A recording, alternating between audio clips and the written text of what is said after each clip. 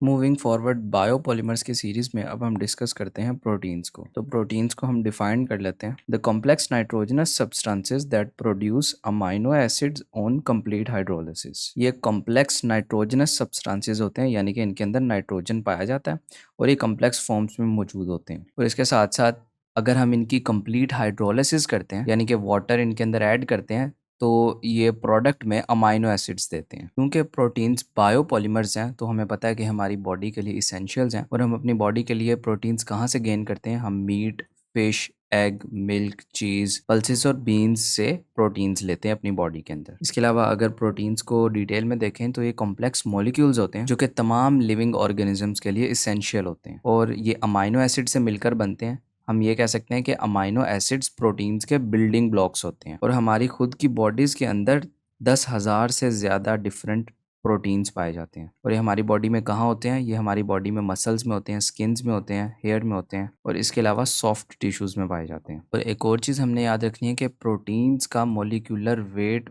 बहुत ज़्यादा हाई होता है। ये high molecular weighted macro molecules होते हैं। नेक्स्ट, अगर हम प्रोटीन्स की कंपोजिशन को डिस्कस करें तो हमने अभी जैसे डिस्कस किया कि प्रोटीन्स किससे मिलकर बनते हैं? अमाइनो एसिड से। और अमाइनो एसिड्स प्रोटीन्स के बिल्डिंग ब्लॉक्स होते हैं।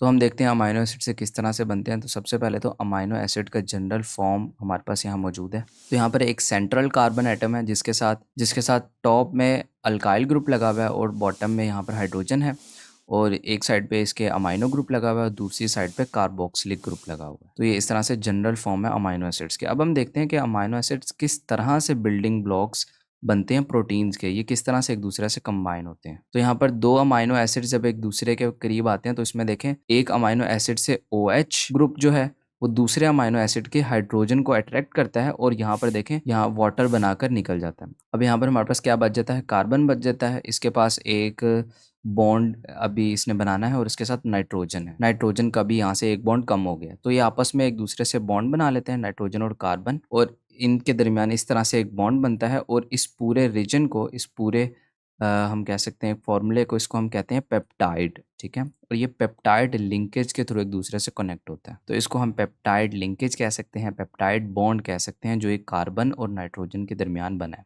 तो इसी तरह से अमाइनो एसिड्स एक दूसरे से कनेक्ट होते चले जाते हैं और ये हमारे पास बिल्डिंग ब्लॉक्स की तरह काम करते हैं प्रोटीन्स के लिए। इसके अलावा प्रोटीन्स की 3 टाइप्स हम डिस्कस करेंगे। सबसे पहले हमारे पास सिंपल प्रोटीन्स, दूसरी है कंपाउंड और कॉन्जुगेटेड प्रोटीन्स, तीसरी है डिराइव्ड प्रोटीन्स। तो इन तीनों को वन बाय वन करके हम डिस्कस करते हैं। सिंपल प्रोटीन्स का जब हम हाइड्रोलिसिस करते हैं तो हमें ये सिर्फ अमाइनो एसिड्स देता है या फिर अमाइनो एसिड्स के ही डेरिवेटिव्स देते हैं। और अगर इसके एग्जाम्पल्स में देखें तो एल्ब्यूमिन्स, ग्लोब्यूलिन्स और हिस्टोन्स हमारे पास आते हैं। ये इसी तरह से आपने याद रखने हैं, ये प्रोटीन्स के नेम्स हैं। और ये सिंपल प्रोटीन्स किस तरह से कहाँ कहाँ पाया जाता है वो हम देख लेते हैं कि मसल्स में पाया जाता है, प्लांट्स एंड एनिमल्स में पाया जाता है और इसके अलावा कनेक्टिव टिश्यूज़ में पाया जाता है। आगे चलते हैं, डिस्कस करते हैं कंपोज्ड या फिर कॉन्जुगेटेड प्रोटीन्स को। तो ये इस तरह के प्रोटीन्स होते हैं जो कि नॉन प्रोटीन ग्रुप्स के साथ कंबाइन किए जाते हैं। और अगर इसकी एग्जाम्पल में देखें तो फॉस्फोप्रोटीन है जो कि प्रोटीन प्लस फॉस्फोरिक एसिड से बनता है। ठीक है, अब देखें यहाँ पर एक तो प्रोटीन है, दूसरा नॉन प्रोटीन ग्रुप है।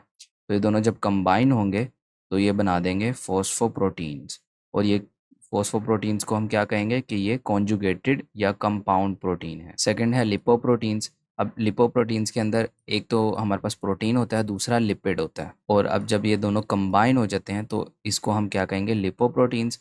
और अब इसमें एक तो प्रोटीन है, दूसरा नॉन प्रोटीन है, तो इस वजह से हम इसको क्या कह रहे हैं? Conjugated protein. इसके बाद लास्ट टाइप डिस्कस करते हैं, दैट इज डिराइव्ड प्रोटीन्स।